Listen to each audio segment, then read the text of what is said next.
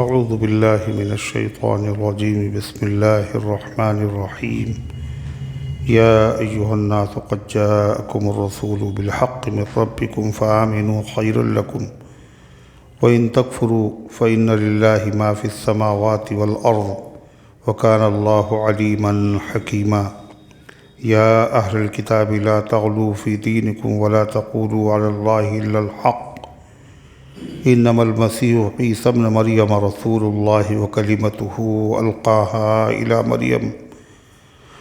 مریم وروح منہ فآمنوا باللہ ورسولہ ولا تقولوا ثلاثہ انتہوا خیر لکم انما اللہ الہ واحد سبحانہ ان یکون لہ ولد لہ ما فی السماوات وما فی الارض وکفی باللہ وکیلا لن يستنكف المسيح أن يكون عبدا لله ولا الملائكة المقربون ومن يستنكف عن عبادته ويستكبر فسيحشرهم إليه جميعا فأما الذين آمنوا وعملوا الصالحات فيوفيهم أجورهم ويزيدهم من فضله وأما الذين استنكفوا واستكبروا فيعذبهم عذابا أليما ولا يجدون لهم من دون الله وليا ولا نصيرا يا أيها الناس قد جاءكم برهان من ربكم وأنزلنا إليكم نورا مبينا فأما الذين آمنوا بالله واعتصموا به فسيدخلهم في رحمة منه وفضل ويهديهم إليه صراطا مستقيما يستفتونك قل الله يفتيكم في الكلالة إن امرؤ هلك ليس له ولد وله أخت فلها نصف ما ترك وهو يرثها إن لم يكن لها ولد فإن كانت اثنتين فلهما الثلثان مما ترك وإن كانوا إخوة رجالا ونساء فللذكر مثل حظ الأنثيين يبين الله لكم أن تضلوا والله بكل شيء عليم صدق الله العظيم۔ محترم حضرات، سامعین کرام، حاضرین مسجد، عزیزوں اور بزرگوں، یہ قرآن مقدس کے چھٹے پارے کی سورہ نساء کی پاکیزہ، نورانی، مبارک، باعظمت، مطہر آیتیں ہیں۔ دعا کیجئے رب العزت والجلال ان مقدس آیات کی روشنی میں صحیح اور سچی بات عرض کرنے کی توفیق نصیب فرمائے اور ہم سب کو عمل کرنے کی توفیق عطا فرمائے۔ اللہ تعالیٰ نے اس سے پہلے کی آیات میں یہودیوں کی گمراہی اور ضلالت اور ان کی سازشیں اور ان کے اعتراضات اور ان کے جواب کا تذکرہ فرمایا۔ اس کے بعد قرآن کی آیات میں اللہ تعالیٰ نے تمام انسانوں کو مخاطب کرتے ہوئے فرمایا، یا ایھا الناس، اے انسانوں، یہودی بھی، عیسائی بھی، مجوسی بھی اور ساری کائنات کے انسان، سب کو مخاطب کرتے ہوئے اللہ تعالیٰ نے فرمایا، اے لوگو، قد جاءکم الرسول، تشریف لائے ہیں تمہارے پاس پیغمبر، بالحق، دین حق کو لے کر۔ آخری پیغمبر جناب محمد رسول اللہ صلی اللہ علیہ وسلم اللہ کا آخری پیغام دین حق کو لے کر تشریف لے آئے، من ربکم، تمہارے پروردگار کی طرف سے، لہذا فآمنوا خیرا لکم، ایمان لے آؤ، اب تمہارے حق میں بہتر ہوگا، تمہاری خیریت اسی میں ہے کہ آخری پیغمبر پر ایمان لے آؤ۔ اگر پہلے سے ایمان ہے تو اس ایمان پر قائم رہو، باقی رہو، جمے رہو، اور اگر ایمان نہیں ہے تو ایمان لے آؤ، پیغمبر پر ایمان لاؤ، پیغمبر جو کچھ کہیں فرمائیں اس پر ایمان لاؤ۔ اس کے بغیر نجات کی کوئی شکل نہیں۔ تمہارے حق میں بہتر ہوگا، یعنی تمہیں نجات ملے گی۔ یہ نجات موقوف ہے آخری پیغمبر کے پیغام پر اور پیغمبر کی ذات پر ایمان لانے سے۔ اللہ تعالیٰ نے فرمایا وَإِن تَكْفُرُوا، اور اگر تم انکار کرو گے، آخری پیغمبر جو پیغام حق لے کر کے آئے ہیں، اگر تم اسے نہیں مانو گے تو خوب اچھی طریقے سے سمجھ لو اس میں نقصان اللہ کا نہیں ہے، اللہ کے پیغمبر کا نہیں ہے، اس میں نقصان تمہارا ہی ہے، اور اللہ کے نقصان کا کوئی سوال ہی نہیں پیدا ہو سکتا۔ کیوں؟ فرمایا فَإِنَّ لِلَّهِ مَا فِي السَّمَاوَاتِ وَالْأَرْضِ، اللہ ہی کی ملکیت میں ہیں وہ تمام چیزیں جو آسمانوں میں ہیں اور جو زمین میں ہیں، سب کا اللہ مالک ہے، سب کا اللہ خالق ہے۔ جو سب کا مالک اور خالق ہو تو تمہارے نہ ماننے سے اس کا کیا نقصان ہوگا؟ نقصان کس کا ہے؟ وہ بے نیاز ہے، نہ اس کو تمہاری ضرورت ہے نہ تمہارے ایمان کی ضرورت ہے۔ اور اللہ تبارک و تعالیٰ کے پیغمبر کا حامی اللہ ہے، اور جس کا حامی اللہ ہو اس کو اگر تم تسلیم نہیں کرو گے تو کیا ہوگا؟ کوئی نقصان ہوگا؟ وَكَفَى بِاللَّهِ شَهِيدًا، آپ کی رسالت کی گواہی کے لیے اللہ کافی، دنیا نہ مانے تو کیا ہوتا ہے؟ اللہ تعالیٰ نے فرمایا وَكَانَ اللَّهُ عَلِيمًا حَكِيمًا، اور اللہ علم والا بھی ہے اور حکمت والا بھی ہے، جانتا سب ہے کس نے ایمان قبول کیا اور کس نے نہیں کیا، کس نے اطاعت کی اور کس نے مخالفت کی، خبر سب ہے، لیکن وہ سزا فوراً نہیں دیتا۔ تو سزا نہ دینا، ایسا نہیں کہ سزا نہیں دیتا اس کی وجہ یہ ہے کہ اللہ کو علم نہیں، علم تو اللہ کو ہے، پھر اس کے بعد فوراً سزا کیوں نہیں دیتا؟ اس لیے کہ وہ حکیم ہے، حکمت والا ہے، جب مناسب موقع ہوتا ہے جبھی سزا دیتا ہے۔ اللہ تعالیٰ نے فرمایا یہودیوں کی غلطی بتانے کے بعد، گمراہی کو بیان کرنے کے بعد، دوسرا طبقہ اہل کتاب کا ہے عیسائیوں کا۔ اب ان کی غلطیاں، ان کی گمراہی، اللہ اور عیسیٰ علیہ السلام کے بارے میں ان کے جو غلط عقیدے ہیں ان کی تردید اللہ تعالیٰ آگے کی آیت میں فرماتا ہے، فرمایا یا اہل الکتاب، اے کتاب والو، کتاب والے تو یہودی بھی ہیں، توریت پر ایمان کے دعوے دار، اور کتاب والے عیسائی بھی ہیں، وہ کون سی کتاب کو ماننے کا دعویٰ کرتے ہیں؟ جی، یہاں مخاطب عیسائی ہے۔ اے کتاب والو یعنی اے انجیل پر ایمان رکھنے کا دعویٰ کرنے والو، لا تغلو فی دینکم، اپنے دین میں غلو مت کرو، اپنے دین میں غلو مت کرو۔ غلو کیا چیز ہے؟ یعنی حد سے آگے مت بڑھو، دین میں حد سے آگے بڑھ جانا یہ حرام ہے، یہ گناہ ہے۔ لا تغلو فی دینکم ولا تقولوا علی اللہ الا الحق، عیسائی دین میں حد سے آگے کیسے بڑھ گئے؟ انہوں نے عیسیٰ علیہ السلام کی ایسی تعظیم کی، ایسی تعظیم کی، ایسی محبت کی کہ ان کا جو مقام تھا اس سے بھی آگے بڑھا دیا۔ وہ تھے اللہ کے بندے، اللہ کے رسول، ان کو کیا بنا دیا؟ خدا۔ کیا کہا؟ کہ مسیح جو ہے وہ خدا ہے، انما المسیح هو اللہ، اللہ جو ہے وہی مسیح ہے، مسیح ابن جو ہے وہی خدا ہے۔ یہ کیا کہا؟ وقالت النصارى المسیح ابن اللہ، عیسائیوں نے کہا مسیح عیسیٰ علیہ السلام اللہ کے بیٹے ہیں، یعنی بعض لوگوں نے کیا کہا؟ بعینہ خدا ہے، جو خدا ہے وہ عیسیٰ کے روپ میں آ گیا۔ دوسرے نے کیا کہا؟ دوسرے طبقے نے کہ عیسیٰ علیہ السلام خدا تو نہیں ہے مگر خدا کے بیٹے۔ ایک تیسرا گروہ سامنے آیا، اس نے کیا کہا؟ اللہ ثلاثہ، ثالث ثلاثہ، اللہ کیا ہے؟ وہ تین میں کا تیسرا ہے، یعنی عیسیٰ علیہ السلام خدا تو نہیں ہے مگر خدائی کے حصے دار ہیں۔ خدائی تین جگہ بٹ گئی، ایک اللہ تعالیٰ معاذ اللہ، اور ایک حضرت عیسیٰ اور دوسرے حضرت مریم۔ اور بعض لوگ یہ کہتے ہیں کہ اللہ، حضرت عیسیٰ اور جبریل۔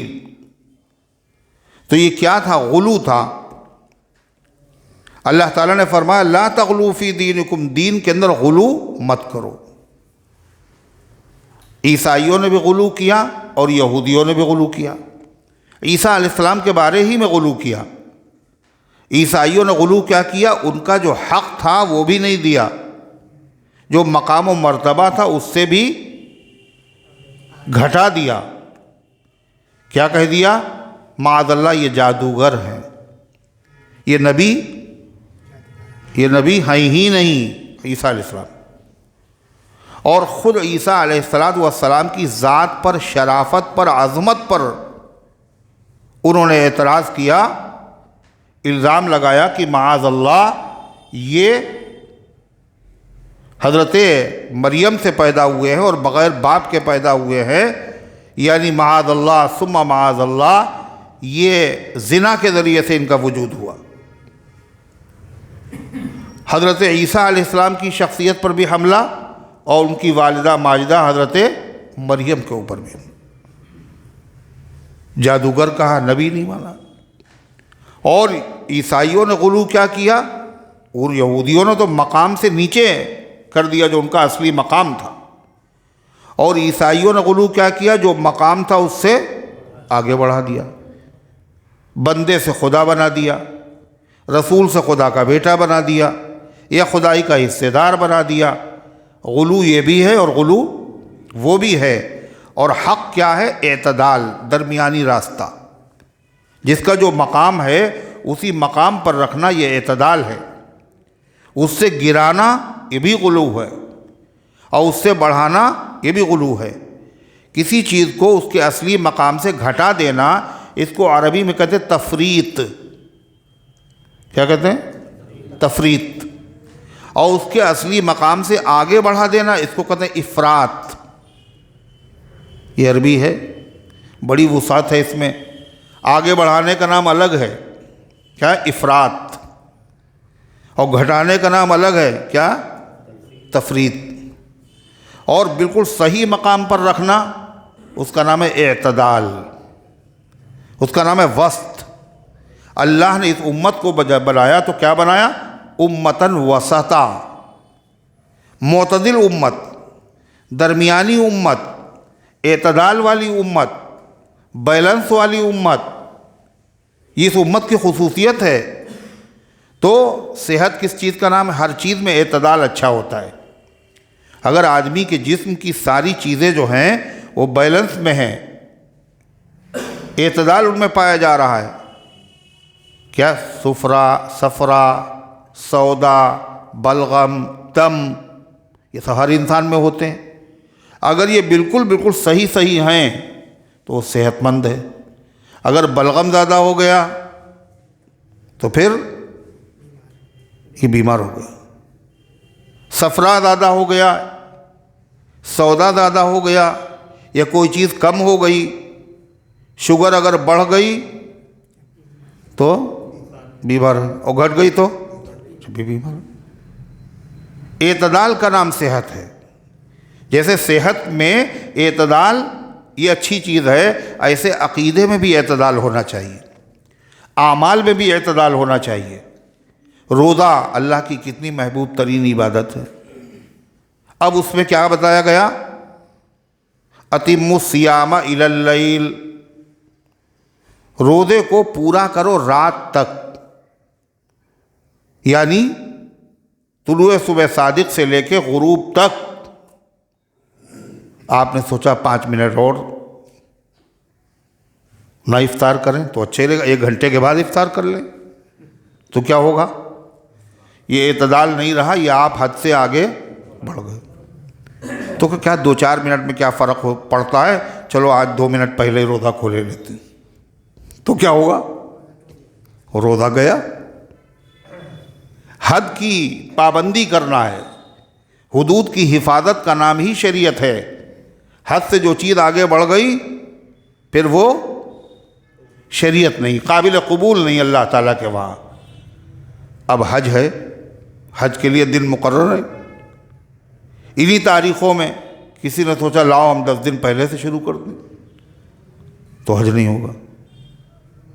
اور اس کے بعد 13 کے بعد اب شروع کر دیں تو جب بھی نہیں ہوگا۔ اچھا 3 دن تو رکے تھے، 10 دن اور یہیں عرفات میں پڑے رہیں گے ہم، تو کیا ہوگا؟ جی نہیں، اعتدال۔ پھر اس کے بعد سال کے 365 دنوں میں تم پڑے رہو، کوئی فرق نہیں پڑتا ہے، یہ عبادت نہیں، عبادت سمجھو گے تو گنہگار ہو جاؤ گے۔ تو دین میں کیا ہے؟ غلو کرنا، اس سے منع کیا۔ اللہ کے رسول جناب محمد الرسول اللہ صلی اللہ علیہ وسلم نے چونکہ دیکھا تھا کہ عیسائی کیسے گمراہ ہو گئے، انہوں نے کیا دیکھا کہ مردوں کو زندہ کر دیتے ہیں عیسیٰ۔ یہ نہیں دیکھا وہ کیا کہتے ہیں، قم باذن اللہ۔ سمجھا عیسیٰ ہی میں یہ طاقت ہے، زندگی دینا اللہ کا کام ہے، عیسیٰ بھی زندہ کر دیتے ہیں، رضا خدا۔ اور یہ نہیں دیکھا وہ کہہ کیا رہے ہیں، اللہ کے حکم سے اٹھ کر کے کھڑے ہو جا۔ تو عیسائیوں نے عیسیٰ علیہ السلام کے بارے میں حد سے بڑھ کے عقیدہ رکھا۔ حضور پاک صلی اللہ علیہ وسلم نے اسی لیے اپنی امت سے ڈرتے ہوئے آپ نے امت کو نصیحت کی، اور کیا کہا؟ لا تطرونی کما اطرت النصارى، مجھے حد سے آگے نہ بڑھا دینا، جیسا کہ عیسائیوں نے عیسیٰ علیہ السلام کو حد سے آگے بڑھا دیا۔ کیوں؟ اللہ کے نبی کو اندیشہ تھا، خطرہ تھا۔ کیسے خطرہ تھا؟ عیسائیوں نے جو عیسیٰ علیہ السلام کے ساتھ یہ سب کیا، تو یہ عداوت میں کیا، محبت میں؟ محبت میں کیا نا۔ اور ہر نبی کی امت نے ہر نبی سے محبت کی، مگر آخری نبی کی امت نے اپنے نبی سے جیسی محبت کی ہے، ایسی محبت کسی امت نے نہیں کی۔ آپ کی امت، آپ کو پتا تھا میری امت مجھے حد سے زیادہ چاہے گی، اور ہے بھی آپ کی محبت سب سے زیادہ ہونا، یہ ایمان کے لیے شرط ہے۔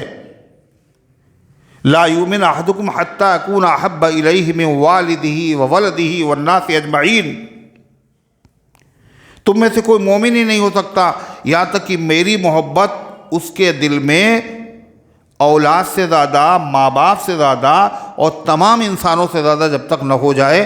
خالی محبت کافی نہیں، نبی کی محبت سب سے زیادہ ہونا ضروری، جبھی مومن ہوگا۔ اور آپ کو معلوم تھا کہ آپ کی امت آپ سے بہت محبت کرے گی۔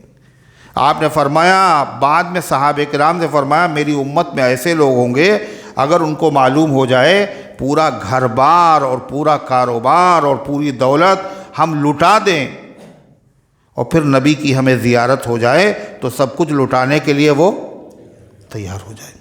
ارے ہے یہ جذبہ یا نہیں؟ آپ جانتے تھے۔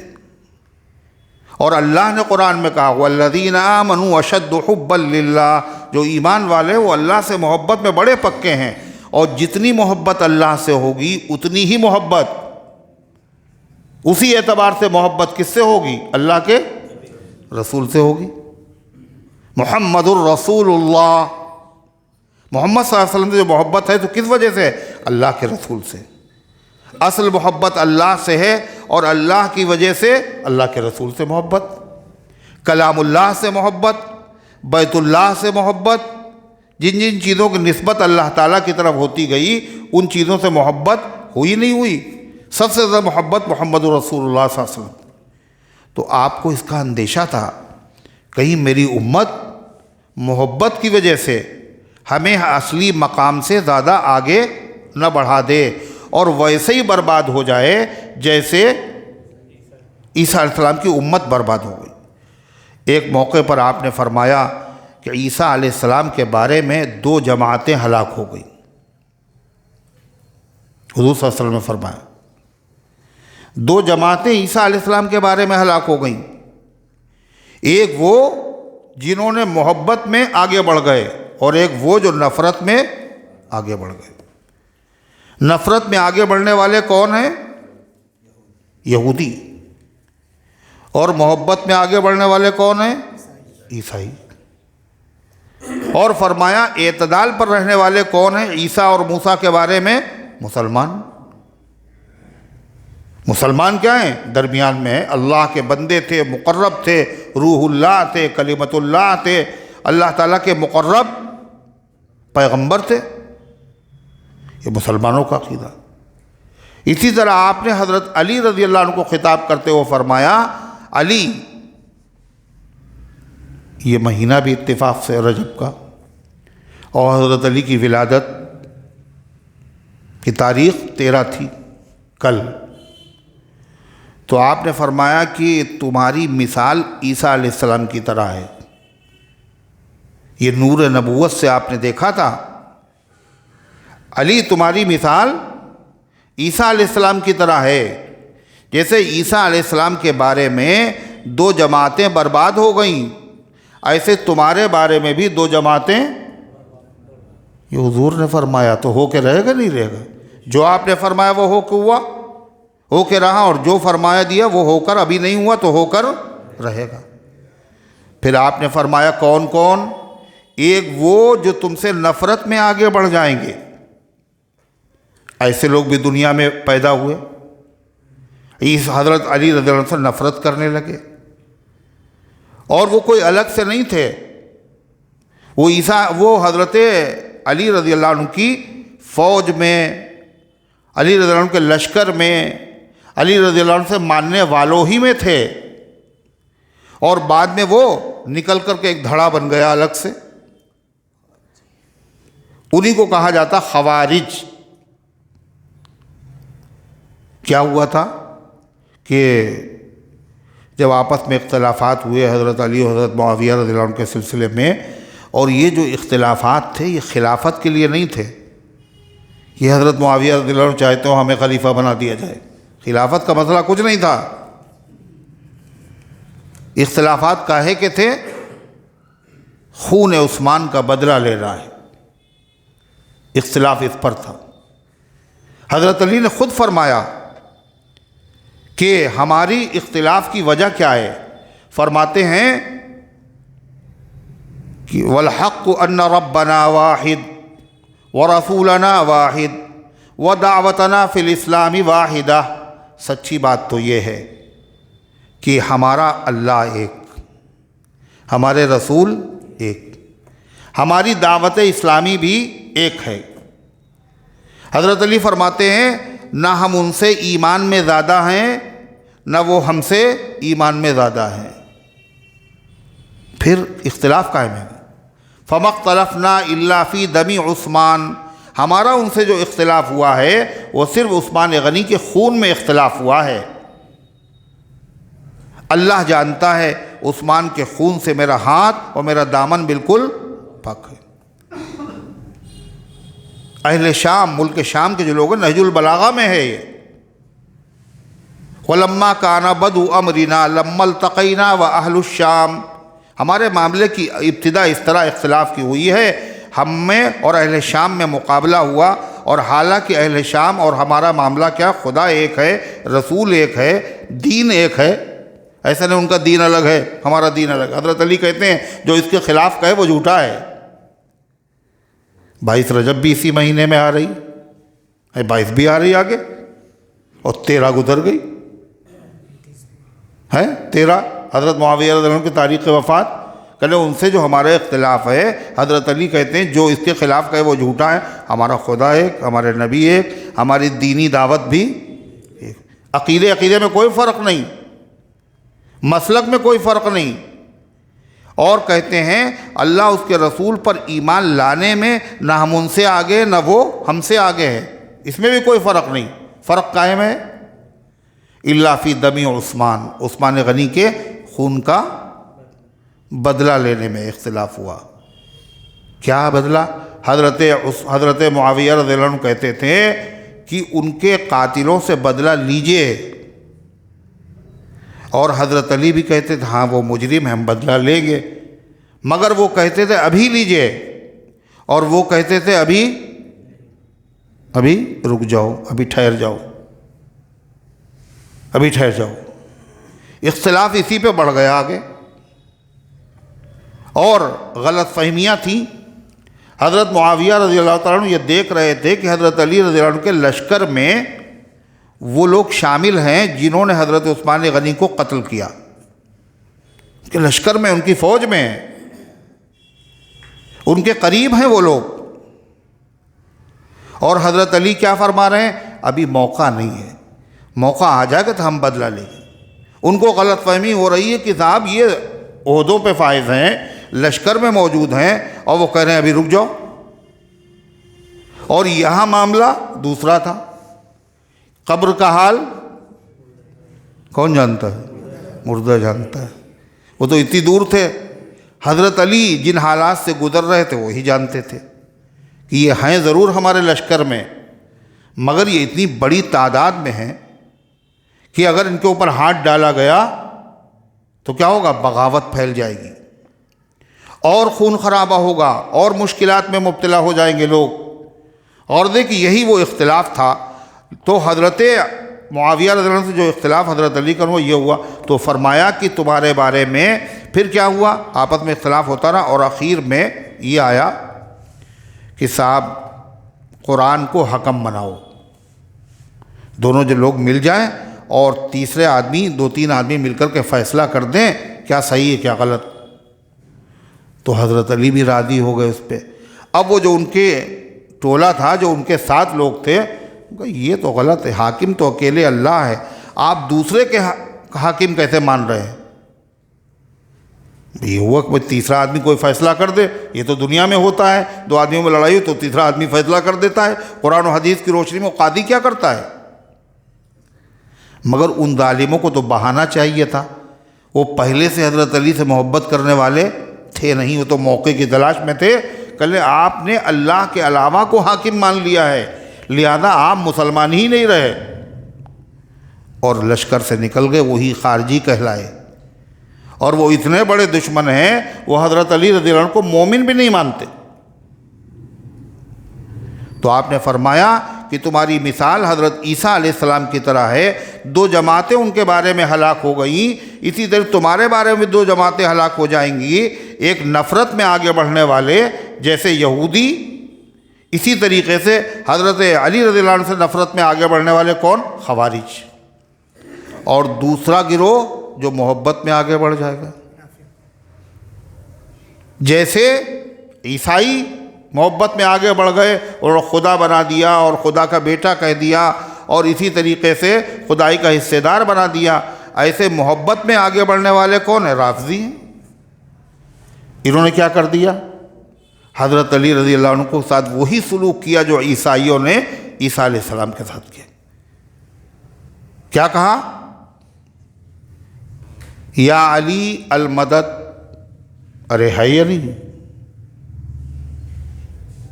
یا علی مشکل کشا، مشکل کو حل کرنے والے علی آ جائیے آپ۔ اور دیکھ رہے ہیں حضرت علی کتنی مشکلوں میں خود مبتلا رہے، ارے مشکلات سے میں رہے نہیں رہے، اور پھر ان کے مشکل کشا۔ اور یہی نہیں، ان کی طرف کیسی کیسی باتیں منسوب کی۔ ایک کتاب میں لکھا ہوا ہے کہ حضرت علی نے کہا انا بارز الشمس، میں ہوں سورج کو نکالنے والا، میں سورج کو نکالنے والا ہوں۔ انا قسیم النار و قسیم الجنہ، میں جنت اور جہنم کو تقسیم کرنے والا ہوں۔ یہ بات تو اللہ کے نبی نے نہیں کہی ہے نا؟ اور یہ بات حضرت علی کی طرف منسوب کر دی۔ حضرت علی کہتے ہیں ہواؤں کو چلانے والا میں ہوں،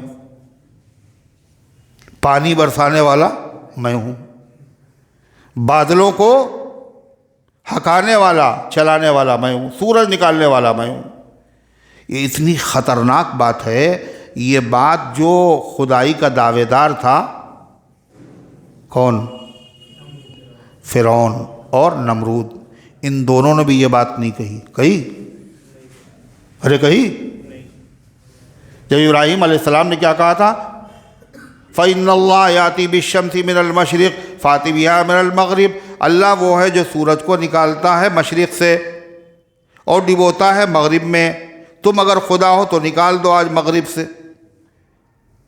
تو اس نے یہ نہیں کہا میں نکالتا ہوں مشرق سے، کہا اس نے، چپ ہو گیا، فبہت الذی کفر، مبہوت ہو گیا، بغلیں جھانکنے لگا، خاموش ہو گیا، یہ نہیں بولا۔ اور حضرت علی کے بارے میں فرما رہے، انہوں نے کہا انا بارز الشمس، میں ہوں سورج کا نکالنے والا۔ اور دنیا جانتی ہے اللہ کے نبی نے کیا تعلیم دی ہے، سورج کا نکالنے والا کون ہے اور ڈبونے والا کون ہے، آسمان و زمین کا خالق کون ہے، اللہ ہی تو ہے۔ تو یہ سب محبت میں اتنا آگے بڑھا دیا کہ حضرت علی رضی اللہ عنہ کو کیا کر دیا، خدائی کی صفات کے ساتھ متصف کر دیا، خدائی اختیارات ان کے اندر ثابت کر دیے، ان کا مقام کتنا آگے بڑھا دیا، محمد الرسول اللہ صلی اللہ علیہ وسلم سے آگے کر دیا۔ ارے کیا نہیں کیا؟ ایک قوم تو ہے، وہ تو ان کو کہتے ہیں نصیری، وہ تو کہتے ہیں حضرت علی خدا ہیں، صاف صاف حضرت علی کو خدا ہی مانتے، شام میں نصیری۔ اور جو دوسرے لوگ ہیں وہ ڈائریکٹ تو نہیں کہتے، مگر کہتے وہی بات ہیں جو وہ کہتے ہیں، کان کو کدھر سے پکڑا، گھما کے پکڑا۔ کہنے لگے کہ وہ معراج میں جب گئے حضور صلی اللہ علیہ وسلم اور واپس آئے تو وہاں جو اللہ سے مصافحہ کیا انہوں نے، تو دیکھا اللہ کی انگلی میں ایک انگوٹھی،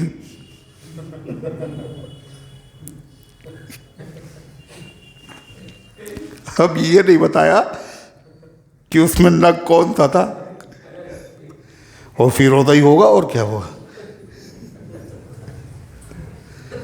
کہا اس کے بعد جب اللہ کے نبی زمین پہ آئے تو دیکھا وہی انگوٹھی حضرت علی کے ہاتھ میں۔ اس کا مطلب کیا ہوا؟ یعنی معراج کی رات میں عرش اعظم پر جو آپ نے ملاقات کی اللہ تعالیٰ سے، وہ کس سے ملاقات کی؟ جس کے ہاتھ میں انگوٹھی۔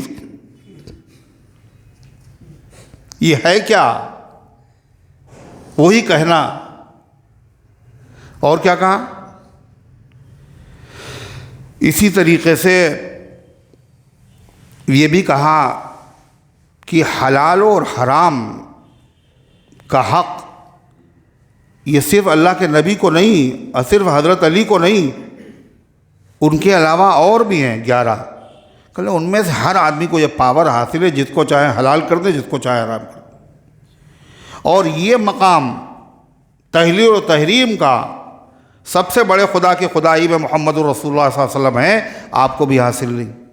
ارے ہے، قرآن کی سورۃ تحریم ہے، اس میں کیا کہا اللہ تعالیٰ نے؟ یا ایھا النبی لم تحرم ما احل اللہ لک، اے پیغمبر آپ اس چیز کو کیوں حرام کر رہے ہیں جس کو اللہ نے آپ کے لیے حلال کیا۔ نبی کو اختیار نہیں ہے، جس چیز کا حق نبی کو حاصل نہیں ہے وہ پاور کس کو حاصل ہے؟ امام کو حاصل ہے۔ یہ حد سے رکھنا ہے، مقام میں رکھنا ہے، مرتبے پہ رکھنا ہے، یہ آگے بڑھانا ہے، یہی تو غلو ہے۔ قرآن میں ہے وَأَشْرَقَتِ الْأَرْضُ بِنُورِ رَبِّهَا، زمین اس دن اپنے رب کے نور سے روشن ہو جائے گی۔ علل الشرائع میں لکھا ہوا رب سے مراد ہے امام، امام کے نور سے روشن ہو جائے گی۔ رب اللہ کو کہتے کہ یہاں اس سے مراد امام ہے۔ اسی طریقے سے کیا کہا؟ علی کو یوں تو افضل ہم نبی سے کہہ نہیں سکتے۔ اس کا مطلب کیا ہو؟ کہہ نہیں سکتے کا مطلب یعنی جی چاہ رہا ہے مگر کچھ پابندیاں ہیں، مجبوریاں ہیں۔ علی کو یوں تو ہم افضل نبی سے کہہ نہیں سکتے، مگر، لیکن اور مگر سے سمجھ لیا آپ، مگر اپنے سے بہتر ڈھونڈ کر داماد کرتے ہیں۔ نہیں سمجھ میں آئی بات؟ نہیں سمجھ میں آئی بات ہے؟ علی کو ہم نبی سے یوں تو افضل کہہ نہیں سکتے، مگر اپنے سے بہتر ڈھونڈ کر داماد کرتے ہیں۔ داماد اپنے سے اچھا چنا جاتا ہے، اور حضور پاک صلی اللہ علیہ وسلم نے اپنا داماد حضرت علی کو چنا ہے۔ تو اپنے سے اچھا چنا جاتا تو کیا ہوا؟ اپنے سے حضور سے اچھے ہو گئے، یوں نہیں تو یوں کہہ دیا۔ کیا ہے یہ؟ کاہے میں پھنسا ہوا ہے؟ تو یہ کیا ہے؟ یہ کیا چیز ہے؟ نبی سے آگے بڑھا دینا، نبی سے آگے بڑھا دینا۔ اور کیا کہا کہ غیب کی باتیں جانتے ہیں وہ سب، جتنی کتابیں تھیں وہ سب پڑھ ڈالی حضرت علی نے پیدا ہوتے، انجیل، بائبل وغیرہ سب۔ اور اللہ کے نبی امی، آپ کہہ رہے لست بقاری وما انا بقاری، جبریل کہنے پڑھی ہے، آپ کہتے میں پڑھا ہوا نہیں۔ کوئی ایک بات نہیں ہے، ایسے نمل پورا ذخیرہ بھرا ہوا ہے کہ یعنی کس قدر غلو کیا، کس قدر غلو کیا اور کتنا ان کو آگے بڑھا دیا۔ اور کیا کہا؟ وہ لوگ جانتے ہیں ہم کب مریں گے، جتنے امام ہیں وہ سب جانتے ہیں کب مریں گے، اور امام کو کوئی مار بھی نہیں سکتا۔ سمجھ لیجئے آپ، 4000 ہوں یا 4 لاکھ ہوں، کسی کے بس میں نہیں ہے امام کو مارنا۔ وما یموتون الا باختیارہم، جب کبھی امام مرتے ہیں تو اپنے اختیار ہی سے مرتے ہیں، یعنی جب چاہتے ہیں جب ہی مرتے ہیں۔ اس کا مطلب کیا ہوا؟ کوئی ان کو مار نہیں سکتا۔ تو یہ پوری شہادت کا جو واقعہ ہے حضرت حسین رضی اللہ عنہ کی، اس کا حاصل کیا نکلا؟ بتائیے کیا نکلا؟ یہ کیا اس کا حاصل نکلا؟ جب وہ اپنے اختیاری ہی سے مرتے ہیں، کوئی مار ہی نہیں سکتا، کوئی شہید ہی نہیں کر سکتا، تو پھر یہ ہنگامہ، اس کا مطلب کیا ہے؟ ایک طرف یہ ہے اور ایک طرف یہ ہے، غم اور مسرت ہے باہم آج کے مہماں، یعنی غم بھی ہو رہا ساتھ ساتھ اور خوشی بھی ہو رہی، شہادت بھی ہو رہی ہے، غم بھی ہو رہا ہے، اور یہ بھی ہے کہ وہ اپنے اختیار ہی سے مرتے ہیں۔ اور اگر آدمی اپنے اختیار سے اپنے آپ کو مارے تو اس کو کیا کہتے ہیں؟ اب بتائیے آپ، یہ محبت ہے، یہ محبت کے پردے میں دشمنی ہے۔ باہر صورت نبی پاک صلی اللہ علیہ وسلم نے جو بات فرمائی ہے وہ بات 100% برحق ہے یا نہیں ہے؟ جو آپ نے فرمایا وہ ہو کر رہا نہیں رہا۔ آپ نے فرمایا علی تمہاری مثال عیسیٰ علیہ السلام کی طرح ہے، 2 جماعتیں ان کے بارے میں ہلاک ہو گئیں، ایک حد سے زیادہ نفرت کرنے والے اور ایک محبت میں آگے بڑھ جانے والے۔ یہی تمہارے ساتھ بھی ہوگا، 2 جماعتیں تمہارے بارے میں ہلاک ہو جائیں گی، حد سے نفرت کرنے والے اور حد سے زیادہ محبت میں غلو کرنے والے۔ حضرت علی نے خود کیا کہا نہج البلاغہ میں؟ فرمایا سیہلک فیہ صنفان، میرے بارے میں 2 جماعتیں ہلاک ہو جائیں گی۔ پھر نبی نے کہا تھا، وہی حضرت علی بھی کہہ رہے، محب مفرط و مبغض مفرط، ایک محبت میں حد سے آگے بڑھ جانے والا اور ایک بغض میں آگے بڑھ جانے والا حضرت علی۔ پھر کہہ رہے خیر النمط فیہ الاوسط، بہترین لوگ میرے بارے میں وہ ہیں جو درمیانی راستے پر چلتے، اور وہ درمیانی راستے پر چلنے والے کون ہیں؟ حضرات اہل سنت وہ جماعت ہے۔ حضرت علی نے فرمایا اما اہل السنت فانا، بہرحال اہل سنت، اما اہل الجماعت فانا، اہل جماعت تو میں ہوں، واما اہل السنت فالمتمسکون بما سنہ اللہ ورسولہ، اور اہل سنت وہ ہیں جو اللہ اور اس کے رسول کے بتائے ہوئے طریقے پر عمل کرتے ہیں۔ تو کیا پتہ چلا؟ غلو اللہ اسی کو قرآن میں منع کر رہا ہے۔ کس سے کہا تھا؟ اہل کتاب سے۔ اہل کتاب سے اللہ نے کہا تھا، مگر سنایا کس کو؟ مسلمانوں کو۔ دیکھو عیسائیوں نے اپنے نبی کے بارے میں غلو کیا تھا، یہودیوں نے غلو کیا تھا، خبردار تم غلو نہ کرنا۔ اور جو کچھ انہوں نے غلو کیا حضرت عیسیٰ کے بارے میں، حد سے آگے بڑھ گئے، محبت کی وجہ سے آگے بڑھ گئے، اور میری امت سب سے زیادہ مجھ سے محبت کرے گی، ہوش میں رہنا۔ ایک روایت میں آتا ہے آپ نے فرمایا نام لے کے لا تفضلونی علی یونس ابن متہ، یونس ابن متہ پر مجھے فضیلت نہ دینا، یونس علیہ السلام سے مجھے افضل نہ کہنا۔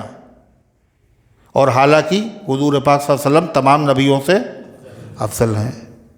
پھر اس کا کیا مطلب؟ حضور کرے ان سے افضل نہ کہنا، اس کا مطلب یہ اپنی طرف سے نہ کہنا حضور اس لیے افضل ہے، اس لیے افضل، اپنی عقلی گھوڑے نہ دوڑانا، جو میرا مقام ہے اسی پر رکھنا۔ اس طرح میری تعریف نہ کرنا جس سے دوسرے نبی کی توہین ہونے لگے، یہ مطلب ہے اس کا۔ آپ نے فرمایا قولو عبداللہ ورسولہ، آپ کہاں کہنا وہ اللہ کے بندے تھے اور اللہ کے رسول تھے، اور آدمی سمجھتا نہیں ہے، اگر کہہ جائے اللہ کے رسول تھے تو پتہ ہے یہ حضور کی بہت بڑی تعریف ہے۔ کیا تھے وہ؟ اللہ کے رسول۔ اس لیے جتنے مقام اور جتنے مرتبے اور جتنی عظمتیں اور جتنی بلندیاں اور جتنے کمالات اور جتنی خوبیاں، جتنے محاسن، جتنے محامد کسی میں ہو سکتے ہیں، وہ سب نبی سے نیچے نیچے ہے۔ نبی سے زیادہ کمالات اور خوبیاں کسی میں ہو ہی نہیں سکتی رسول سے۔ اسی لیے اللہ تعالیٰ نے قرآن میں جو اپنے حبیب صلی اللہ علیہ وسلم کی تعریف کی تو کیا کہا؟ محمد الرسول اللہ، محمد صلی اللہ علیہ وسلم اللہ کے رسول ہیں، یہ کہا۔ اس کے بعد آگے کیا کہا؟ والذین معہ اشداء علی الکفار رحماء بینہم، اور جو نبی کے ساتھ میں ہیں یعنی صحابہ۔ اب ان کی تعریف اللہ کر رہا، اور تعریف بڑی لمبی۔ کیا تعریف؟ وہ دشمنوں کے مقابلے میں سخت ہیں، آپس میں رحم دل ہیں۔ تراہم رکعا سجدا، آپ ان کو دیکھیں گے کبھی رکوع میں ہیں کبھی سجدے میں ہیں۔ یبتغون فضلا من اللہ ورضوانا، وہ اللہ کے فضل کے، اللہ کی رضا کے طالب ہیں۔ اور آگے کیا؟ ان کی مثالیں توریت میں بھی ہیں اور انجیل میں بھی ہیں۔ یہ سب کس کی تعریف ہو رہی ہے؟ صحابہ کی تعریف زیادہ اللہ نے کی، اور رسول کی تعریف کتنی تعریف کی؟ ایک کلمہ خالی، کیا؟ محمد الرسول اللہ۔ کیوں؟ اس لیے جو تعریف خدا نے کر دی رسول اللہ کہہ کر کے، اس سے زیادہ تعریف ہو ہی نہیں سکتی۔ ساری بلندیاں اور سارے مقامات اس میں آ گئے۔ اب کوئی کتنا ہی بڑا ہو وہ اس سے نیچے رہے گا۔ غیر نبی نبی کے برابر ہو ہی نہیں سکتا، غیر صحابی صحابی کے برابر نہیں ہو سکتا، تو غیر نبی نبی کے برابر کیسے ہو جائے گا؟ تو بہر صورت نبی پاک صلی اللہ علیہ وسلم کی خدمت میں ایک صاحب آئے، ایک صحابی، اور وہ بدو تھے۔ کہنے اللہ کے رسول بارش نہیں ہو رہی، پانی نہیں برس رہا ہے، اور فصلیں برباد ہو رہی، ہم آپ کو اللہ کے دربار میں سفارشی بناتے ہیں کہ سفارش کر دیجیے آپ، اور اللہ کو آپ کے سامنے سفارشی بناتے ہیں۔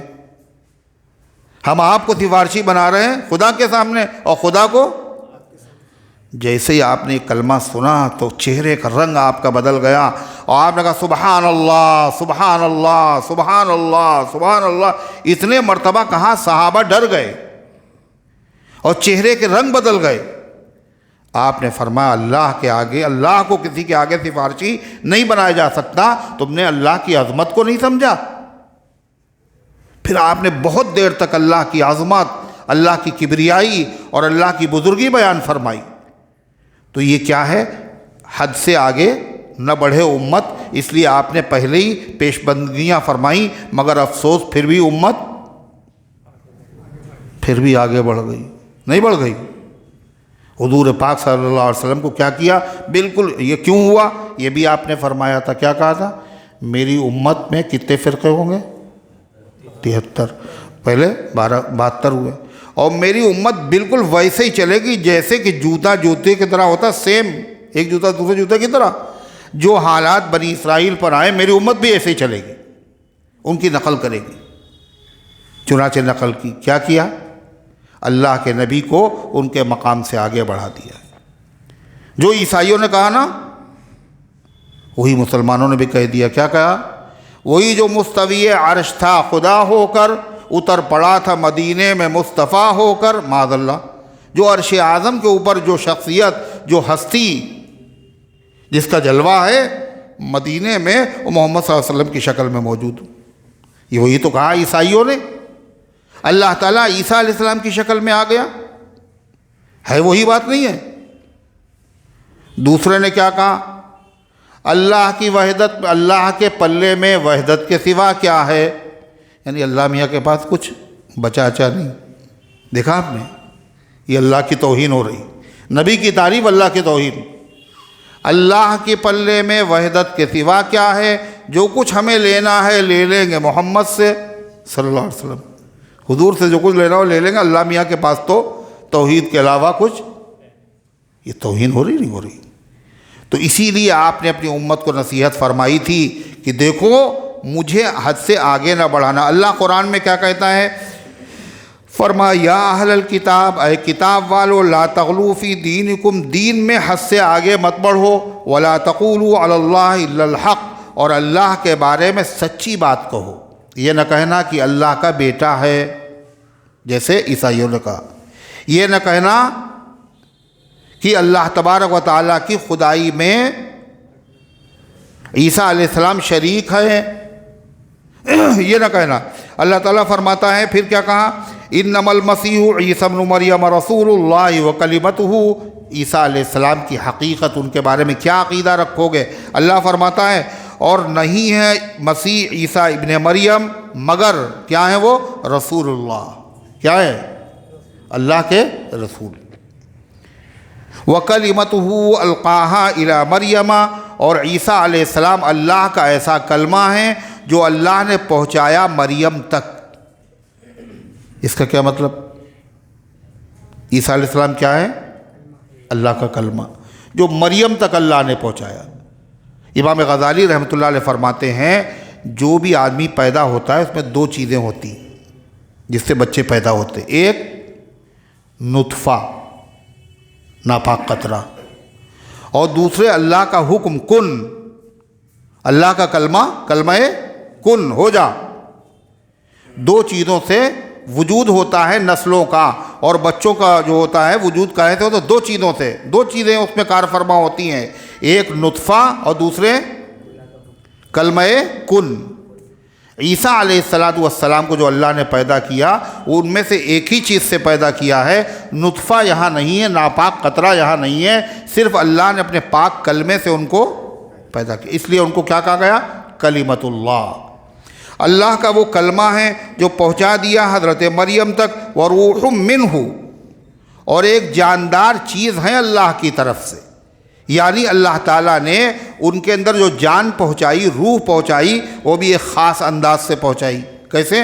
جبریل علیہ السلام سے کہا کہ پھونک مار دینا حضرت مریم کے گریبان میں، اور انہوں نے پھونک مار دی۔ اور روح منہ، اور وہ اللہ تعالیٰ کی طرف سے، اور روح کا لفظ عربی میں جو چیز پاک صاف زیادہ ہوتی ہے عربی میں اس کو روح کہہ دیتے ہیں۔ عیسیٰ علیہ السلام کی پاکی کی طرف اشارہ ہے کہ ان کے وہاں نطفہ کی گندگی نہیں ہے، بلکہ عیسیٰ علیہ السلام پاک ہے، کلمہ کن سے پیدا ہوئے۔ اسی طرح روح کہتے ہیں زندہ کرنے والی چیز، یعنی عیسیٰ علیہ السلام مردہ دلوں کو زندہ کرتے تھے اللہ تعالیٰ کے کلام اور پیغام کو سنا کر، جیسے روح پڑھنے سے آدمی زندہ ہو جاتا ہے۔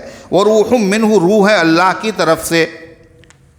تو اسی لیے عیسائی کہتے ہیں قرآن میں بھی آ گیا روح منہ، اللہ کی روح ہے عیسیٰ، روح منہ اللہ کی طرف سے ہے۔ اس کا مطلب عیسیٰ علیہ السلام میں اللہ تعالیٰ کا کوئی نہ کوئی حصہ موجود ہے۔ تو ہارون رشید کا دربار تھا، اور وہاں ایک عیسائی آیا اور اس نے کہا کہ اگر ہم عقیدہ رکھتے ہیں عیسیٰ علیہ السلام کے بارے میں کہ وہ اللہ کا حصہ ہیں، اللہ کے بیٹے ہیں، تو قرآن میں بھی تو موجود ہے۔ تو کیا قرآن میں موجود ہے؟ تو اس نے یہی آیت پڑھی۔ مطلب اندازہ ذرا لگائیے آپ، مسلمان قرآن نہیں پڑھ رہے ہیں مگر عیسائی پڑھ رہے ہیں، یہودی پڑھ رہے ہیں، اور مسلمانوں کے بچے نہیں پڑھ رہے ہیں قرآن، اور ایسا پڑھ رہے ہیں، خالی پڑھ رہے ہیں، الفاظ پڑھ رہے ہیں، بلکہ معنی بھی جانتے ہیں۔ اگر نہ جانتا ہوتا تو قرآن کی آیت مقابلے میں کیسے پیش کرتا؟ اس نے کہا قرآن میں تو ہے وروح منہ، وہ اللہ کی طرف سے روح ہیں۔ تو وہاں ایک عالم موجود تھے، ان کا نام تھا علی ابن الحسین واقد، علی ابن الحسین واقد۔ وہ کہنے جی نہیں، اس کا مطلب یہ خاص طور سے اللہ تعالیٰ نے ان کے اندر روح ڈالی ہے، اس کا یہ مطلب نہیں وہ اللہ کا جز ہیں۔ پھر اس کے بعد انہوں نے کہا ایسے تو اس کی سمجھ میں آئے گا نہیں۔ قرآن کی دوسری آیت پڑھی، وَسَخَّرَ لَكُم مَّا فِي السَّمَاوَاتِ وَمَا فِي الْأَرْضِ جَمِيعًا مِّنْهُ، اللہ کہتا ہے اللہ نے آسمان کو تمہارے کام خدمت میں لگا دیا اور زمین کو اور زمین کی تمام چیزوں کو تمہاری خدمت میں لگا دیا، اور یہ سب کی سب اسی کی طرف سے ہیں۔ کس کی طرف سے؟ اللہ کی طرف سے۔ جیسے یہاں کہا روح منہ، ایسے وہاں جمیع منہ، یہ ساری چیزیں اللہ کی طرف سے۔ تو کہا اگر روح منہ کہنے سے عیسیٰ اللہ کا جز ہیں تو اس کا مطلب یہ ہوا آسمان زمین ساری کائنات پھر اللہ کا جز، اس کے تو تم بھی قائل نہیں ہو۔ تو نصرانی جو تھا فوراً خاموش ہو گیا۔ اللہ تعالیٰ فرماتا ہے فآمنوا باللہ ورسلہ، لہذا باطل عقیدوں سے توبہ کرو اور اس کے بعد ایمان لاؤ اللہ پر، اس کے رسول پر۔ ولا تقولوا ثلاثہ، اور مت کہو کہ خدا تین ہیں، جیسا عیسائیوں کا عقیدہ۔ کیا؟ عیسیٰ اللہ مریم، یہ عیسیٰ اللہ اور جبریل۔ اللہ فرماتا ہے یہ مت کہو، انتہوا خیرا لکم، بعد آ جاؤ اس طرح کے عقیدے سے تمہارے حق میں بہتر ہوگا۔ انما اللہ الہ واحد، اللہ تو بس ایک ہی ہے۔ وسبحانہ، اور اللہ پاک ہے، ان یکون لہ ولد، اس کی کوئی اولاد ہو، اس کے لیے اولاد کو ثابت کرنا اللہ پر عیب لگانا ہے، اور اللہ عیب سے پاک ہے۔ لہ ما فی السماوات و ما فی الارض، اور اسی کی ملکیت میں ہے وہ ساری چیزیں جو آسمانوں میں ہو جو زمین میں ہیں۔ جب ہر چیز کا وہ مالک ہے تو باپ بیٹے کا مالک ہوتا ہے؟ نہیں ہوتا۔ باپ بیٹے کا مالک نہیں ہوتا۔ اور عیسیٰ کو اگر تم اللہ تعالیٰ کا بیٹا مانتے ہو، اللہ کیا کہہ رہا ہے؟ جو کچھ آسمانوں میں اور زمین میں ہے سب کا مالک اللہ ہے۔ تو عیسیٰ علیہ السلام بھی تو اسی میں آ گئے، نہیں آ گئے؟ تو اللہ کی ملکیت میں عیسیٰ ہیں، اللہ کے بیٹے نہیں ہیں۔ وَكَفَى بِاللَّهِ وَكِيلًا، اور اللہ کافی ہے کارساز ہونے کے اعتبار سے، کام بنانے کے اعتبار سے، یعنی جب اللہ کے علاوہ کوئی بھی کام بنانے کے لیے بولو کافی نہیں ہے، اور جو کافی ہو اس کو کسی کی ضرورت ہوتی نہیں ہے۔ باپ کام نہیں کر پاتا اس لیے بیٹے کی مدد حاصل کرتا ہے، اللہ تعالیٰ کو کسی مدد کی ضرورت نہیں ہے۔ کام بنانے میں سب اللہ کے محتاج ہیں اور اللہ کسی کا محتاج نہیں۔ نہ اللہ تبارک و تعالیٰ کے لیے اولاد ہونا کمال ہے بلکہ عیب ہے، اور نہ اللہ کو اولاد کی ضرورت ہے۔ وَكَفَى بِاللَّهِ وَكِيلًا۔ حضور پاک صلی اللہ علیہ وسلم کے بعد عیسائیوں کا ایک وفد آیا اور انہوں نے کہا کہ آپ نے عیسیٰ علیہ السلام کی توہین کی۔ کس نے کہا؟ عیسائیوں نے۔ کس سے کہا؟ حضور صلی اللہ علیہ وسلم۔ کیوں توہین کی؟ آپ نے کہا عیسیٰ علیہ السلام اللہ کے بندے اور اس کے، یہ توہین کی آپ نے۔ اور عیسیٰ علیہ السلام کے لیے یہ گالی ہے کہ ان کو اللہ کا بندہ کہا جائے، یہ ان کی توہین ہے۔ یہی تو کہا آپ نے، ان کی توہین کی۔ آپ نے کہا وہ اللہ کے بندے اور اللہ کے رسول ہیں، یعنی بندہ ہونا عیسیٰ علیہ السلام کے لیے عار اور ذلت کی چیز ہے۔ جب عیسائیوں نے یہ کہا تو قرآن کی آیتیں نازل ہوئیں۔ کیا تم نے غلط سمجھا؟ اللہ کا بندہ ہونا سب سے زیادہ عزت کی اور عظمت کی چیز ہے۔ کسی اور کا بندہ ہونا یہ ذلت کی چیز ہے، مگر اللہ کا بندہ ہونا سب سے عظمت کی چیز ہے۔ اسی لیے اللہ کے رسول صلی اللہ علیہ وسلم خدا کی خدائی میں سب سے عظمت والے ہیں، مگر اللہ تعالیٰ نے آپ کو کیا کہا؟ عبداللہ کہا۔ کیا کہا؟ کہاں؟ معراج میں اللہ لے گئے۔ معراج کسی نبی کو ہوئی؟ ارے ہوئی؟ تو جہاں معراج کا اللہ نے ذکر کیا وہاں یہ نہیں کہا کہ اللہ اپنے محبوب کو لے گیا، اللہ اپنے نبی کو لے گیا، اللہ رحمت للعالمین کو لے گیا، یہ نہیں کہا۔ کیا کہا؟ سبحان الذی اسریٰ بعبدہ، پاک ہے وہ خدا جو اپنے بندوں کو رات کے مختصر سے حصے میں لے گیا۔ کہاں؟ من مسجد الاقصی، من مسجد الحرام الی المسجد الاقصی، مسجد حرام سے مسجد اقصی تک۔ تو یہاں کون سے نام کا ذکر کیا آپ کے؟ عبداللہ۔ لما قام عبداللہ، جب کھڑا ہوتا ہے اللہ کا بندہ، اس سے مراد کون ہے؟ محمد الرسول اللہ صلی اللہ علیہ وسلم ہے۔ اللہ قرآن میں کیا کہہ رہا ہے؟ لَن يَسْتَنْكِفَ الْمَسِيحُ أَن يَكُونَ عَبْدًا لِلَّهِ۔ حضرت عیسیٰ علیہ السلام ہرگز عار اور ذلت نہیں سمجھیں گے اللہ کا بندہ بننے میں، بلکہ وہ اس کو اپنے لیے فخر اور شرف سمجھیں گے۔ وَلَا الْمَلَائِكَةُ الْمُقَرَّبُونَ، اور نہ مقرب فرشتے اللہ کی بندگی میں ذلت محسوس کرتے ہیں، بلکہ مقرب فرشتے کون؟ جبریل، میکائیل، اسرافیل، اسرائیل، عرش آدم کو اٹھانے والے، عرش کے گرد تسبیح پڑھنے والے، یہ سب کیا سمجھتے ہیں؟ اللہ کی بندگی کو اپنے لیے اعزاز اور شرف سمجھتے ہیں۔ اور اللہ تعالیٰ فرماتا وَمَن يَسْتَنْكِفْ عَنْ عِبَادَتِهِ، اور جو اللہ کی عبادت میں اپنی ذلت سمجھے گا، وَيَسْتَكْبِرْ، اور تکبر کرے گا، وہ مجرم ہے۔ فَسَيَحْشُرُهُمْ إِلَيْهِ جَمِيعًا، اللہ ایسے تمام لوگوں کو میدان محشر میں اکٹھا کرے گا اور ان مجرموں کو کیا کرے گا؟ سزا دے گا۔ فرمایا فَأَمَّا الَّذِينَ آمَنُوا وَعَمِلُوا الصَّالِحَاتِ، جمع تو کس کو کرے گا؟ عبادت کرنے والوں کو بھی، اور ان کو بھی جو عبادت کرنے میں اپنی انسلٹ سمجھتے تھے ان کو بھی جمع کرے گا۔ جو عبادت گزار ہیں ان کو جزا دے گا، اور جو عبادت سے کتراتے تھے اور عبادت میں اپنی ذلت سمجھتے تھے ان کو کیا دے گا؟ سزا۔ سنیے فَأَمَّا الَّذِينَ آمَنُوا وَعَمِلُوا الصَّالِحَاتِ، بہرحال وہ لوگ جو ایمان لائے اور جنہوں نے اچھے عمل کیے، فَيُوَفِّيهِمْ أُجُورَهُمْ، اللہ ان کو پورا پورا بدلہ عطا کرے گا۔ کتنا؟ پورا۔ وَيَزِيدُهُم مِّن فَضْلِهِ، بدلہ تو دے گا، مزید ان کو زیادہ دے گا اپنے فضل سے، جس کے مستحق تھے وہ تو دے گا پورا پورا، اس کے علاوہ اپنے فضل سے اور زیادہ دے گا۔ کیا دے گا؟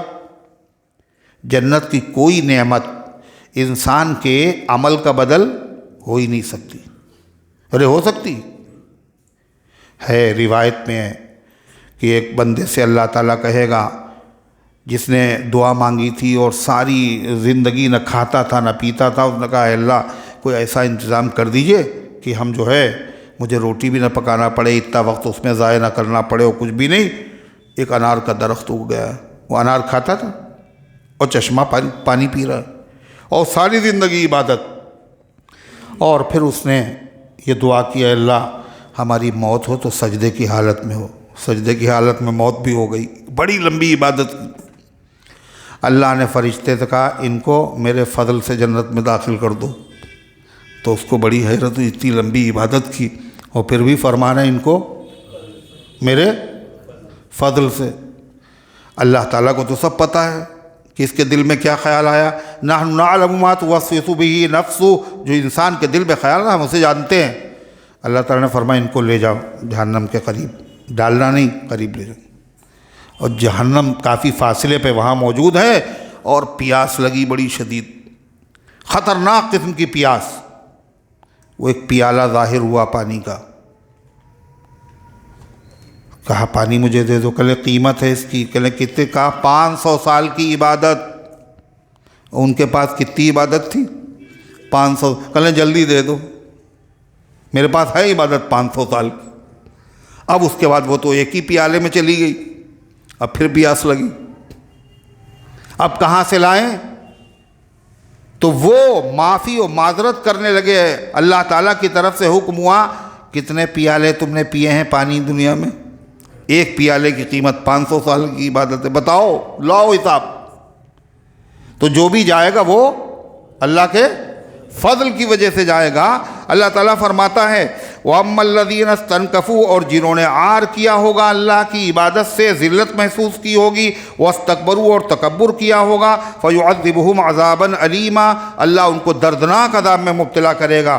وَلَا يَجِدُونَ لَهُم مِّن دُونِ اللَّهِ وَلِيًّا وَلَا نَصِيرًا، اور نہیں پائیں گے وہ اپنے لیے کوئی مدد کرنے والا اور کوئی حمایت کرنے والا۔